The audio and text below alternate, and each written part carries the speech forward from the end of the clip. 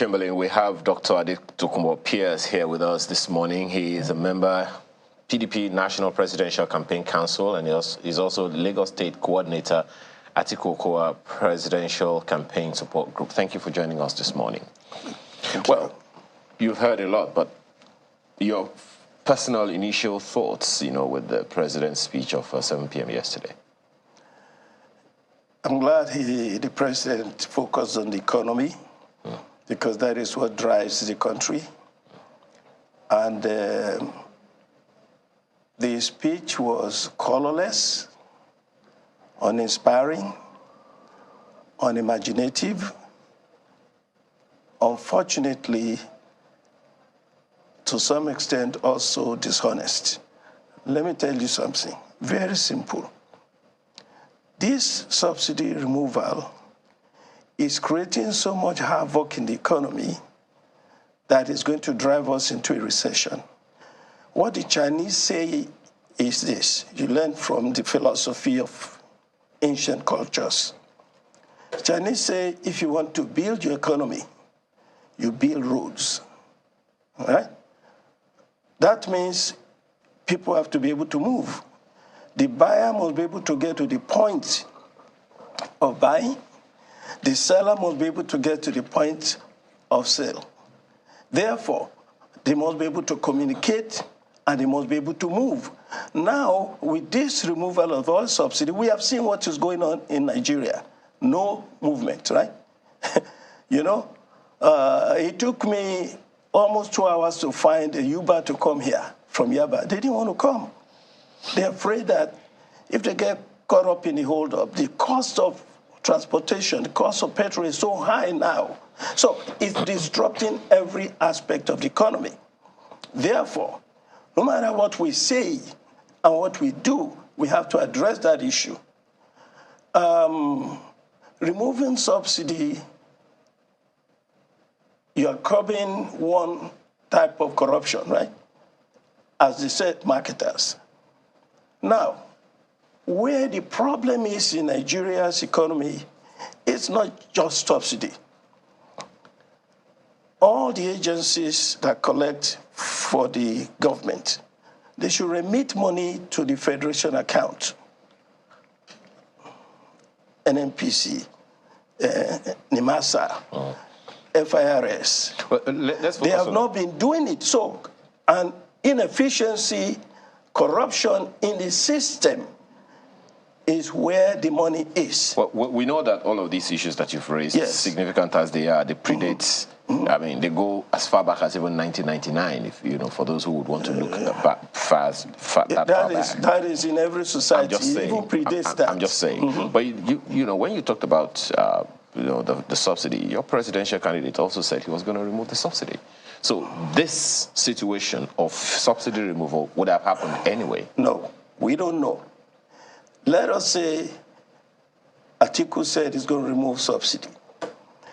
If he came, are you saying that he didn't say it? If he removed, no, he did. If he removed subsidy the way Tinubu did, we'll have the same problems. Therefore, it's a question of method and approach. What we're saying is, you cannot hold Atiku or anybody accountable now. No, I'm not. I'm just saying. Everyone said that. But then there are those who have also argued, my apologies, yes, Dr. Pierce, there are those who have also argued that there is no way we would look at this same issue so long as, we've depended on the subsidy regime that some people say doesn't exist for so long.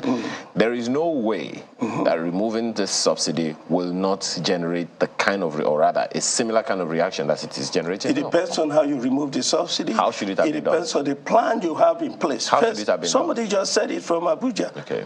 In the first place, subsidy had been removed by Buhari to some extent. Therefore, we were already paying a high price for petrol, already 200 naira per liter almost. That was enough. So President Tinubu announcing it in the cavalier manner he did is what caused the inflation. Therefore, it shouldn't have been. Now, let me tell you something about subsidy. Did you really read the speech? The inflation had held sway before the president came to power, Dr. Pierce. What inflation?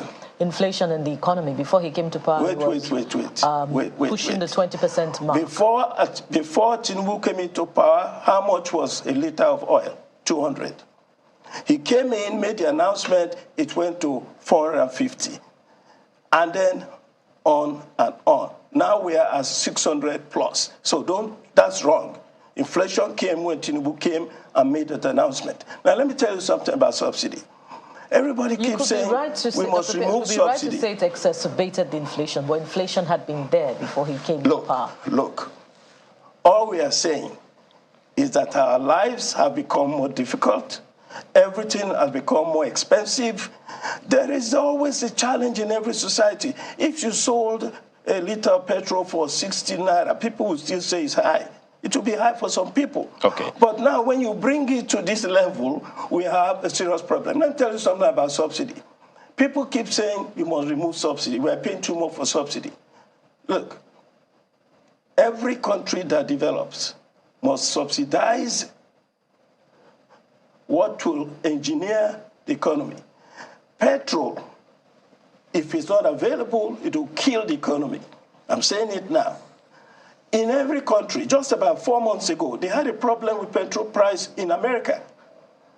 The presidency had to intervene to keep the price low, because without it is what fuels the economy. That's what I said the Chinese say. You want to develop your economy, you must build roads, you must make transportation available. Now, every aspect of life must be subsidized. In developed countries, you subsidize health, you subsidize transportation, you subsidize education. You don't think that the interventions, the propositions of the federal government in terms of subsidizing transportation is enough? You don't think it is? You mean what Tinubu is saying now? Yes. You don't think it is something? If he does it, fine. Okay. Somebody has also said it, that they make these promises and there's nothing in place to show that it will happen. Now, let me tell you something about this speech. A lot of spending. A lot of, we will give money to this, we give money to that. Where is he going to get 500 acres to give to farmers when governors control the land? Number one. Number two, you are spending money, where is he going to get all this money? He has not talked in this speech on how to develop the economy. He shows he's just a bookkeeper. He's an accountant. He's not an economist. How do you develop the economy? Let me tell you, in the short run, this is what you do. You go to where the leakages are to collect your money. All these millions that should be gone into the Federation account that have not gone there, you must recoup them. You cannot just be taking money, saving money. You must be making money. What Tinubu has done now is, with this oil subsidy, is to try to save some money. And then he keeps spending. All these things he's saying he's going to do, where is he going to get the money? If you don't collect the money that is owed the government already, FIRS, NIMASA, MPC, all of them, Ports Authority, the money must come in. You don't think it is talking about that? You don't think it also just a second? You don't think it's also significant that the president said that so far we've saved 1 trillion naira from subsidy that was going to the elite of the elites, and let me tell you just talked about that is another misconception. It is not the elite that is suffering now. The subsidy was not okay. You stop the elite from taking money. Which money? The money they were taking was being spent on subsidy, which was helping the ordinary masses to survive and booming the economy. This is total rubbish. It's a big error. And you will see as we go along, this is going to create a recession in this economy. Already we have a recession. Do you know that? When you don't see movement on the road, when you don't see transactions going on, when oil consumption now has gone to 28% below what it was when he took office, we have a problem. We have a 20% deficit in our economy already, and it's going to get worse. In the long run, how do you raise money? We have to increase our revenue source in Nigeria. Tinubu is not saying about that. You know how in the short run you collect monies? 20,000 properties built by the federal government. For about 10 years now, nobody's collecting ground rent. It's 6 trillion naira. 6 trillion naira owed to the federal government. That's where the money is. Don't go and take money. You're balancing your budget on the back of poor people. And not only poor people. You see, this subsidy removal is affecting 80% of Nigerians. You know why? What's the percentage of people in this establishment that make 200,000 naira or more a year? Think about it. If you're not making 200,000 a year, you are suffering like hell in Nigeria.